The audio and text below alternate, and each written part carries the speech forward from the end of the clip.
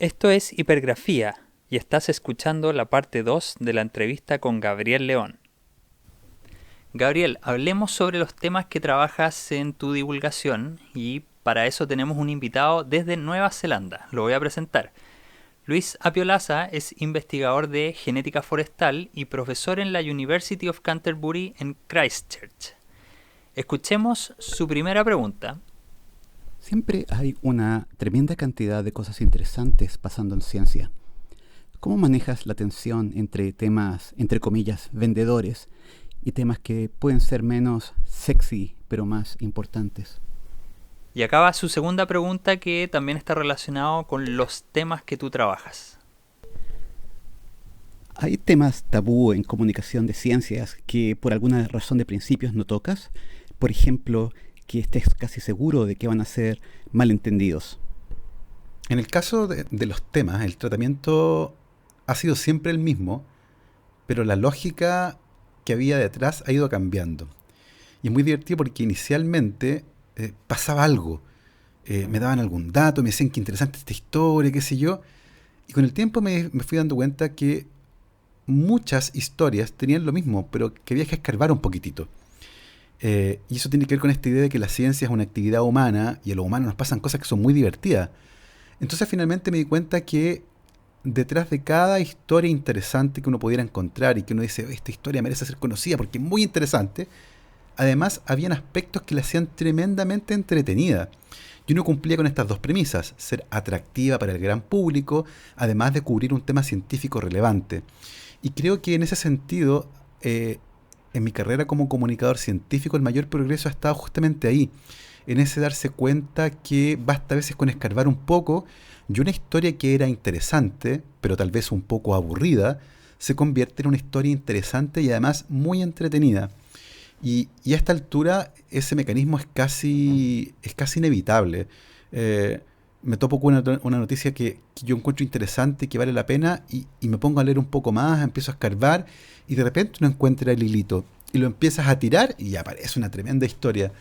Y eso ha sido una gran lección. Lo que quiere decir que a priori no hay una selección por relevancia, sino que sencillamente hay cosas que encuentro interesantes y muchas veces leyendo un poco más al respecto aparece una vuelta que además la convierte en una historia que es tremendamente entretenida. Y yo diría que al final esa es como mi gran firma, si tú quieres, poder convertir una historia interesante en además una historia entretenida, porque los elementos que la hacían entretenida estaban ahí, esperando que a lo mejor alguien los fuera a buscar. Y me he dado cuenta que esto ocurre porque en las publicaciones científicas, toda la parte sabrosa de la historia, toda la parte entretenida, es extirpada. Porque no hace falta saber si el primer autor de un estudio estaba o no enamorado de una chica y la noche que lo invitó a salir y le dijo que bueno, fue la misma noche en que hizo el experimento. Y en el paper eso no va a ir. Es irrelevante para repetir el experimento. Pero por otro lado, podría convertir a esa historia en una historia que es interesante, en además una historia entretenida cuando uno conoce el desarrollo posterior de toda esta relación que se armó a partir de esta salida nocturna. Y son cosas que pasan porque, insisto, la ciencia la hacen personas y a las personas les pasan cosas. Entonces creo que por ahí va un poco esta fórmula de cómo escarbar un poquitito en una historia la puede convertir de interesante en fascinante. Y a mi entender son lejos las historias que más me gustan, más allá de lo relevante que pueda ser desde el punto de vista científico o lo sabrosona que pueda ser la historia desde el punto de vista personal. Y con respecto a si tengo temas de los que no hablo, fíjate que me ha pasado a veces en Twitter, porque Twitter tiene esta cosa donde el lenguaje muy resumido puede, de cierta manera, limitar la forma en que uno explica algo complejo sin que se malentienda. Y me ha pasado un par de veces que he hecho hilos de temas complejos y los leo y digo, ¿sabes qué? Me van a colgar. Me van a colgar porque esto cuesta entenderlo así, cuesta... ¿Y sabes qué? Lo hice igual. ¿Y sabes por qué lo hice? Porque hubo efectivamente gente que lo entendió mal y me cuestionó de vuelta. Y aproveché de explicar. Y finalmente resultó ser súper bueno. Entonces creo que a esta altura no hay temas tabú. Y si considero que hay un tema que puede ser mal interpretado, trato justamente de abordar cómo podría ser mal interpretado y me hago cargo. Y claro, yo entiendo a Luis porque en un momento uno dice, ¿sabes qué? No quiero tener problemas, no quiero que me troleen, no quiero que me escriban 500 personas furiosas porque entendieron mal o yo a lo mejor no expliqué bien. Y al final yo creo que he asumido mi papel. Soy un comunicador de la ciencia. Y eso tiene costos o tiene dificultades inherentes a un trabajo que yo elegí y por lo tanto hay que asumirlos. Y en ese sentido no hay temas tabú. Y si yo decido meterme en un tema complejo, lo voy a hacer asumiendo que en algún momento voy a tener que dar explicaciones tal vez o dar a entender por qué me pareció importante hablar de uno u otro tema. Y en Twitter, donde por las limitaciones del espacio a veces pasan estas cosas, ha terminado siendo muy bueno porque de la misma confusión o de la misma pregunta de cómo puede ser que hables esto, emerge la explicación y después se comprende, se entiende y termina siendo súper útil la discusión. Entonces al final a esta altura la verdad no hay ningún tema que me genere complicaciones y por otro lado yo desde hace harto tiempo ya trabajo de manera independiente y evidentemente es mucho más fácil hablar de cualquier tema cuando no va a haber un jefe, un editor, un director de escuela que te va a decir, ¿sabes qué? Esto tal vez no es muy conveniente porque en el fondo no tengo conflictos de interés. Y por lo tanto no me siento complicado ni comprometido a la hora de hablar de ningún tema en particular, lo que por supuesto me da una gran libertad, que es algo que yo por supuesto valoro muchísimo. Voy a leer una pregunta adicional que Luis me dejó en Twitter. Abro comillas. ¿Cómo evitas el efecto Dunning-Kruger al cubrir muchas disciplinas que no son tu especialidad? Cierre de comillas. A mí me encantó esta colaboración que tuve con Luis porque a partir de sus preguntas yo logré aprender cosas nuevas. Y me puse a leer para tratar de entender esta última interrogante. Esto es lo que pude leer, parte de lo que pude leer en la Enciclopedia Británica. El efecto Dunning-Kruger es un sesgo cognitivo por el cual las personas con conocimiento o competencia limitados en un dominio intelectual o social sobreestiman en gran medida su propio conocimiento o competencia en ese dominio en relación con criterios objetivos o con el desempeño de sus pares. Esto también puede afectar a individuos altamente cualificados que tienden a subestimar su competencia relativa. Repito entonces esa pregunta de Luis. ¿Cómo evitas el efecto Dunning-Kruger al cubrir muchas disciplinas que no son tu especialidad? Esa es una gran pregunta y tengo la sensación de que hay un camino bien interesante cuando uno empieza a acumular conocimiento en un área específica y al inicio de ese proceso se genera una sensación bien especial en la que uno subestima fuertemente cuánto sabe con respecto a esa área y después de un tiempo pasa algo divertido porque entre más sabe uno, llega un punto, hay un límite en el que uno se da cuenta que en realidad sabe muy poco. Entonces, tengo la sensación de que muy al principio, cuando estaba, por ejemplo, comencé el doctorado y aprendí mucha biología molecular, eso genera una sensación bien especial, como que uno de verdad domina la disciplina súper bien. Pero cuando uno avanza un poco más en eso, se pega un salto de repente y te das cuenta que en realidad lo que no se sabe es muchísimo más. Y ahí viene un efecto bien interesante que es una suerte de contemplar el vacío.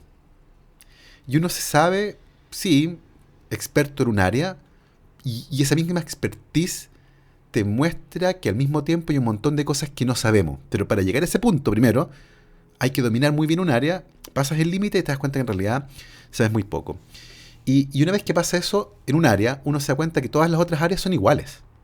Entonces finalmente tiene que ver con el conocimiento y por lo tanto, luego de pasar por este entrenamiento doctoral fuerte y pasar por esta etapa inicial donde uno dice, wow, qué manera de saber cosas, y después te das cuenta que en realidad es muchísimo más lo que no se sabe, uno lo puede extrapolar a otras disciplinas. Y tengo la sensación de que en mi caso al menos, que trabajo en comunicación científica, se extrapola sencillamente y yo tengo muy claro ahora que sé muy poco de casi todo y por lo tanto recurro generalmente a expertos en las áreas determinadas de cuando cubro temas que no son los míos, por ejemplo, trato de entender, y esto es otra cosa, una derivada interesante de esto y que tiene que ver directamente con la comunicación científica.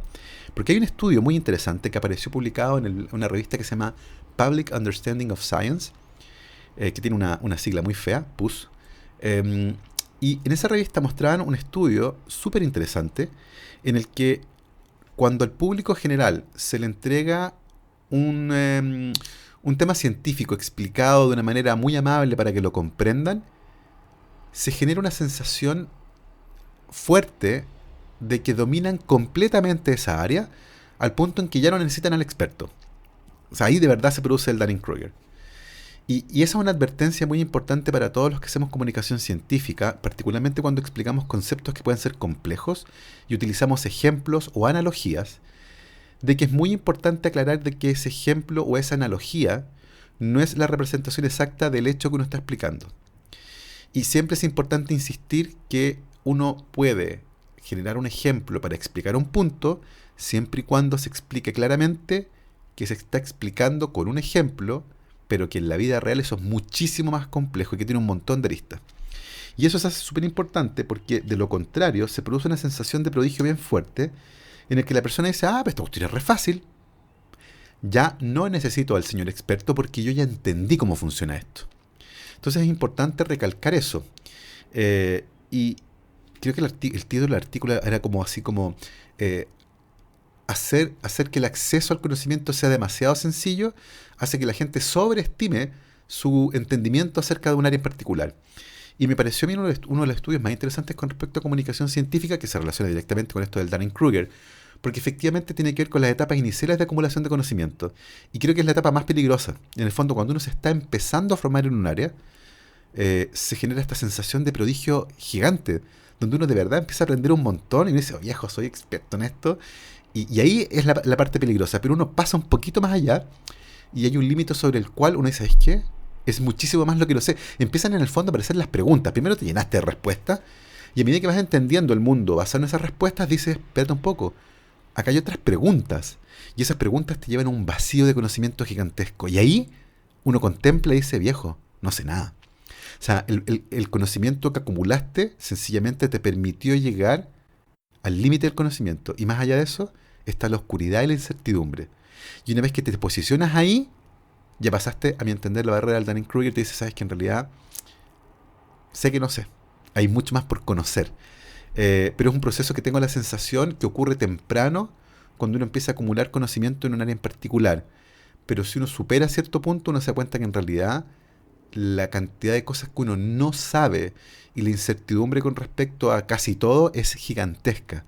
Y es ahí donde viene este proceso de decir, ¿sabes qué? En realidad no lo sé. Y me lleno de dudas, por lo tanto, y voy con cuidado. Entonces, tengo la sensación de que va ahí un poco la cosa, pero cuando uno trabaja en comunicación científica, ciertamente hay que tenerlo muy, muy claro, particularmente por el efecto que puede tener en quienes reciben el mensaje. Parte de tu trabajo de escritura hoy también se refleja en tu proyecto de podcast, La Ciencia Pop, que sintetiza esta idea que has reiterado en esta entrevista. La ciencia es un asunto humano, es hecha por personas a las que les pasan cosas. Por ejemplo, en un episodio sobre el cerebro hay algunos guiños a la infancia de Santiago Ramón y Cajal o el paradero desconocido del cerebro de Einstein. Pero en el podcast, que es un formato sonoro, se escribe no para un público lector, sino que para un público que escucha. ¿Difiere en algún modo tu escritura al trabajar los guiones de tu podcast en relación a tus libros? ¿Pones énfasis en otros aspectos?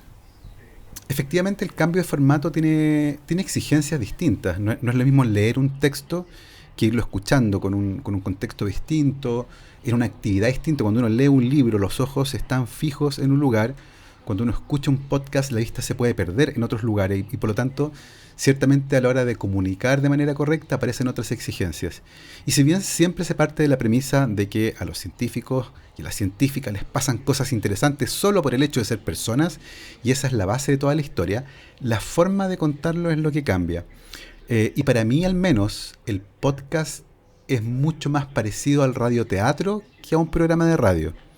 Y por lo tanto, uno debe usar también todos los recursos disponibles para transmitir la idea, la sensación, para poder complementar usando otros sentidos lo que está pasando en una cabeza que a lo mejor está mirando para otro lado. Entonces es importante capturarlo no solo porque se sigue el hilo narrativo, sino que además porque la música te atrapa y porque hay efectos de sonido que te acompañan. Y de esa forma se enriquece esta forma de contar historias que tiene esta especie de problemática en la que uno sabe que la vista está en otra parte y las personas pueden estar caminando, corriendo, en el gimnasio, haciendo otra cosa, arreglando la casa, qué sé yo. Entonces eso te ayuda a mantener la atención más profunda, que muchas veces es fácil que se vaya cuando uno escucha un podcast o escucha un audiolibro. Entonces en ese sentido, si bien en esencia la estrategia narrativa es la misma, no contar directamente la ciencia. Yo no soy profesor de ciencia, no vengo a enseñarte ciencia, yo soy un contrabandista de ciencia. Entonces te cuento una historia entretenida y de contrabando meto ciencia. Y si bien esa esencia, tanto a la hora de escribir libros de divulgación o columnas de divulgación, siempre está presente, también lo está en el contenido que entrego en el podcast, por audio. Entonces esa esencia es la misma en ambos casos, pero los recursos son distintos. Porque además el podcast tiene esto de poder meter efectos de sonido, de poder meter música, y eso ciertamente ayuda a generar una experiencia narrativa que es más envolvente, que te acompaña un poco más.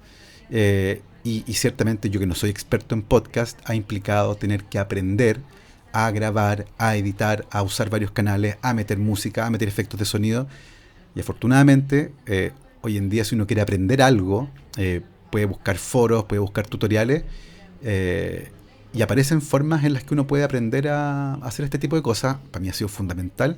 Entonces básicamente es seguir con esta intuición narrativa en la forma de contar las historias, aprovechar las herramientas que tiene un podcast, como música y efectos de sonido, e incorporarlos sin saturar tampoco, para que enriquezca a la historia y de esa forma poder generar algo que sea agradable de escuchar, que uno quiera escuchar hasta el final, y que además, una vez que se te acabe el capítulo, esperes con ansias que venga el siguiente. El 2019 lanzaste 2 libros para público infantil. Uno era ¿Qué son los mocos? Y el otro, ¿Por qué los perros mueven la cola? Y al comienzo de esta conversación anunciaste que se viene una tercera parte de esta serie. En estos libros la protagonista Pachi activa los diálogos a partir de preguntas raras que le hace a su padre científico. Y estas inquietudes nacen como esa curiosidad más espontánea, que es la de una niña que va descubriendo el mundo. Quisiera situar ese acto de hacer preguntas en el contexto que estamos viendo hoy en medio de la pandemia del COVID-19. Durante estos meses, ¿has pensado en alguna pregunta que te dé miedo sobre lo que podría llegar a suceder? Y te planteo otra pregunta adicional, quizás de manera más amplia. ¿Crees que en el mundo de la ciencia el miedo ocupa algún rol? Creo que hay una idea muy, muy popular que tiene que ver con que se asocia mucho a los científicos con las respuestas. En el fondo, la ciencia es la verdad. Y creo que es una idea que lentamente se ha ido forjando, que es una idea errónea con respecto a lo que es la ciencia.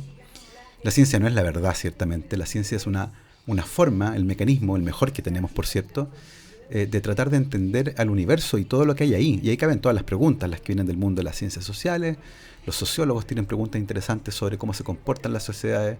Los químicos se preguntan sobre los átomos, los biólogos celulares sobre las células, los geólogos sobre los sedimentos y las rocas. Entonces, la ciencia no son las respuestas, es este mecanismo que usamos todos para tratar de entender un poco mejor al mundo, asumiendo que siempre va a haber un poco de incertidumbre. Y hay muchas cosas de las cuales sabemos un montón, pero hay muchísimas otras de las cuales sabemos muy poco o nada.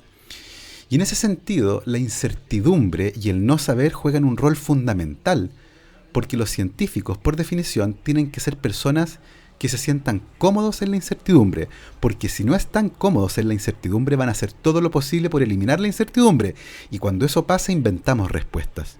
Y el problema de inventar una respuesta es que uno se queda ahí porque ya tiene una respuesta. ¿Para qué vas a seguir buscando? Por eso yo prefiero vivir sin respuestas que teniendo respuestas que puedan estar equivocadas. Porque cuando sé que no tengo una respuesta, sigo buscando. Esa frase, por cierto, no es mía, es de Richard Feynman. Y él decía en un texto muy bonito que lo pueden encontrar también en YouTube, está la grabación de su voz cuando él cuenta eso. Y él dice, prefiero no saber que tener respuestas equivocadas. Y en ese sentido, el miedo a las preguntas no sé si no existe, pero al menos un científico no le puede tener miedo a las preguntas. Las preguntas son nuestro alimento. El día que se nos acaben las preguntas sería terrible. Pero quiero entender que el miedo a la pregunta tiene que ver un poco con lo que implica la resolución de esa pregunta. Por ejemplo, ¿vamos a volver a nuestra vida como era antes? ¿Vamos a poder abrazarnos de nuevo? Y entiendo que por ahí va un poco la pregunta. Y sí, es una de las posibilidades. Hay un riesgo gigantesco de que un virus nuevo, del cual todavía no sabemos muchas cosas, cambie completamente la forma en que vivimos. Y esa es una posibilidad bien aterradora. En el sentido de que es un agente externo, invisible, pero suficientemente jodido como para alterar nuestra forma de vivir. Una partícula que ni siquiera puede ser catalogada como viva, algo que yo definiría como una máquina molecular de copiarse a sí misma, que es lo único que hace. Los virus no tienen sueño, no escriben libros, no escriben música, no aman, no disfrutan, no comen, solo se copian. Y su maquinaria molecular está destinada a eso, es una cosa automática. Y una esfera de grasa, proteína y ácido nucleico de 90 nanómetros de diámetro nos puso en jaque como especie, nuestra forma de vivir. Y esa es una posibilidad ciertamente aterradora. Entonces, claro, como el miedo a la pregunta, no, es el miedo a lo que implica eventualmente. En el fondo, no hay un miedo que te impida sumergirte en la pregunta. El miedo es posterior cuando te das cuenta de las implicancias que puede tener por los efectos en la vida de las personas. Y ciertamente el miedo es una emoción fundamental. El miedo tiene que ver con supervivencia. Si no tuviéramos miedo, probablemente nos moriríamos mucho más jóvenes, pero si le tuviéramos miedo a todo, no seríamos humanos tampoco, estaríamos todavía atrapados, no habríamos salido nunca de África, porque explorar requiere perderle el miedo a lo desconocido, y los aventureros, los exploradores, no pueden tenerle miedo a lo desconocido, tienen que atreverse a ir, y muchas veces van a morir. Y es tremendamente interesante porque hay miedos que son innatos. Los ratones le tienen miedo a los gatos, y ese es un miedo innato. Nacen teniéndole miedo a los gatos. Y es súper importante para los ratones que no sea un miedo aprendido, porque si un ratón tuviera que aprender a temerle a un gato, es muy probable que muriera antes de aprenderlo. Y es súper interesante porque los científicos han descubierto que en la orina de los gatos hay moléculas que cuando el ratón las huele les produce dolor en la cara. Genera una estimulación dolorosa del nervio trigémino y eso produce dolor en la cara del ratón. Entonces, no es que el ratón le tema al gato, el ratón huye de un olor que le produce repulsión, que por estas cosas de la evolución es el olor que está presente en la orina de los gatos. El ratón no asocia el olor de la orina del gato con un gato, huye sencillamente de ella. Eso es un miedo innato. Y también podemos tener miedos aprendidos, el miedo que sentimos, por ejemplo, el miedo que nos da un ruido violento, el miedo que nos dan a veces los terremotos, el miedo que nos da pensar en el futuro, lo que produce un montón de ansiedad, y eso también los científicos lo sabemos, y lo sabemos muy bien, porque las personas que no pueden pensar en el futuro, usualmente no sienten miedo, no tienen la ansiedad, son personas muy poco ansiosas. Y hay personas que tienen daño en el lóbulo frontal del cerebro, que pierden la habilidad de poder planificar hacia el futuro. Tú les preguntas por el futuro, y hay una frase muy linda, tiene su belleza biológica, por cierto, que dice, a un paciente le preguntan que piense qué va a hacer al día siguiente. Y él queda pegado porque no entiende qué es al día siguiente, no puede pensar en el futuro. Y el psicólogo le pregunta qué siente cuando piensa en eso, y dice, es como nadar en medio de un lago. Eso siento. Y es bien impresionante. Y el miedo es ciertamente una emoción fundamental para garantizar nuestra supervivencia. Y hay casos muy bonitos de gente que pierde el miedo por un daño en el cerebro. Hay un caso precioso, de nuevo desde el punto de vista biológico, de una mujer en Inglaterra, que por un daño que tuvo en el cerebro se le calcificó una estructura bien particular, y esa estructura la pérdida de esa estructura hizo que perdiera completamente el miedo. Y ha tenido una vida súper terrible. Y cuando los psicólogos la entrevistaron sin conocer su historia neurobiológica, llegaron a la conclusión que era una mujer tremendamente resiliente porque había superado un montón de dificultades y aún así tenía una actitud súper positiva frente a la vida. Y después los investigadores le contaron a los psicólogos lo que pasaba en realidad. Y que esta mujer tenía una incapacidad biológica para sentir miedo y su vida estuvo en peligro un montón de veces por eso mismo. Entonces, Eso es con el miedo, es una emoción impresionante, poderosa, que nos puede atrapar, que vencerla es importante para avanzar, pero que nos ayuda a ecualizar un poco los riesgos de la vida. Y los miedos a las preguntas, yo creo que el tirarse el piquero en la piscina de los miedos no está, a esta altura está superado, pero ciertamente cuando uno piensa en las consecuencias de las respuestas asociadas a ciertas preguntas, puede producir temor por los impactos que va a causar, y en este caso tiene que ver con que podría trastocar completamente nuestra forma de vivir. Gabriel León, llegamos al final de esta conversación y te quería pedir si podemos cerrar con 2 recomendaciones. Primero, ¿hay algún libro de divulgación de ciencia que hayas leído en el último tiempo y que te haya volado la cabeza, que aún no te lo puedas sacar de tus pensamientos? Y lo segundo, si hay consejos, recomendaciones, sugerencias que puedas entregar a científicos que tengan la intención de ampliar su público receptor, específicamente escribiendo. ¿Qué les dirías? Si bien todavía lo estoy leyendo, y lo tengo y de vez en cuando lo vuelvo a tomar, hay un libro que efectivamente hizo lo que tú dices. Me voló la cabeza. Y me voló la cabeza por la forma en que está escrito, que es brillante, de verdad me produce hasta un poco de envidia.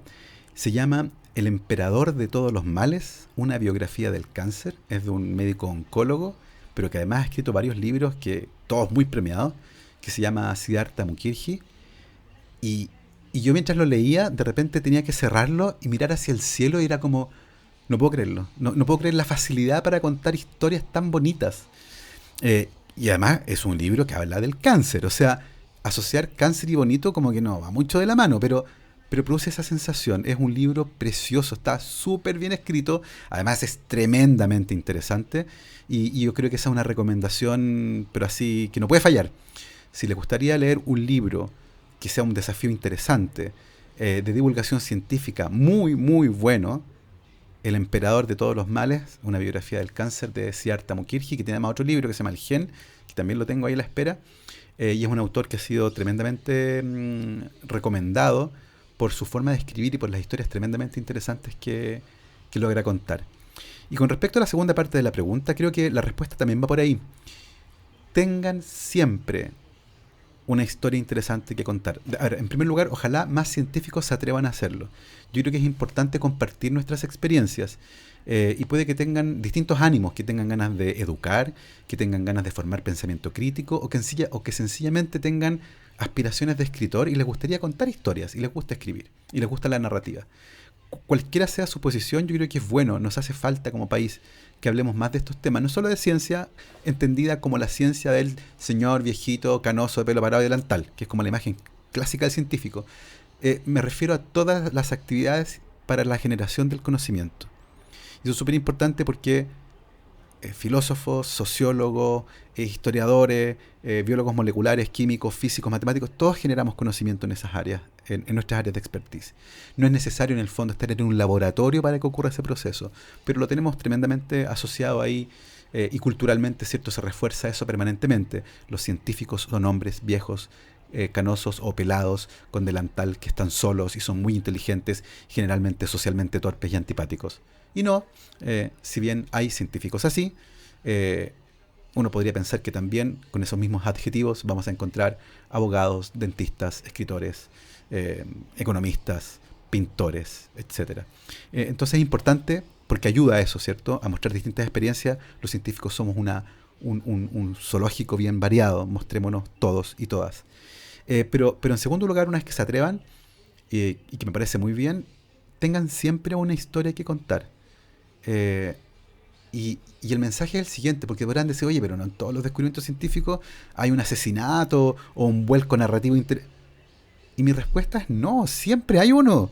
Es cosa de escarbar un poco, y es súper divertido porque se nos olvida que ha sido un recordatorio constante. La ciencia es una actividad humana y a los seres humanos les pasan cosas. No hay ningún científico que tenga una vida aséptica, que no le haya pasado nada. Bueno, capaz que haya por ahí alguno muy fome, pero a todo el mundo le pasan cosas. Y es cosa de escarbar un poco y empiezan a aparecer un montón de historias interesantes. Y después de un tiempo haciendo ese ejercicio nos damos cuenta que es inevitable, que están ahí. Entonces, si tienen un dato científico interesante y quieren contar ese dato científico, escarben alrededor de él. Y les aseguro que va a emerger una historia interesante que se va a convertir en una gran excusa para que trafiquen ciencia. Las historias son un gran vehículo para traficar ciencia, y yo creo que esa es una gran lección.